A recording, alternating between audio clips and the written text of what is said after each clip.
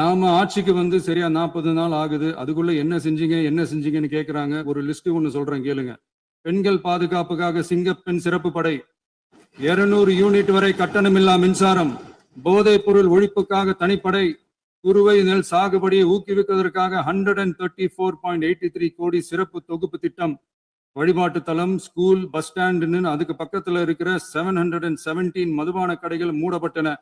அங்க வேலையில் இருந்தவர்களுக்கு வேறு கடைகளில் வேலை, கவனிக்கப்படாமல் விடப்பட்ட அம்மா உணவகங்கள் புதுப்பிக்கப்பட்டன. பத்திரப்பதிவு துறையில் பகல் கொள்ளைக்கு புல் ஸ்டாப் வைக்கப்பட்டுள்ளது. வருகையில்லா ஆவண பதிவு முறை கொண்டு வர உத்தேசிக்கப்பட்டு செயல்பாட்டில் உள்ளது.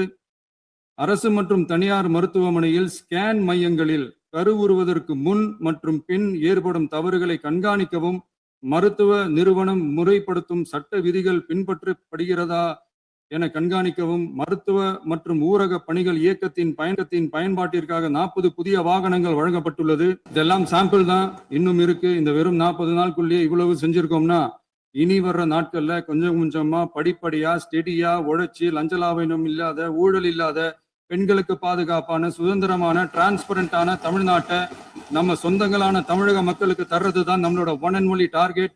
கண்டிப்பா அதை நிறைவேற்றியே காட்டுவோம்.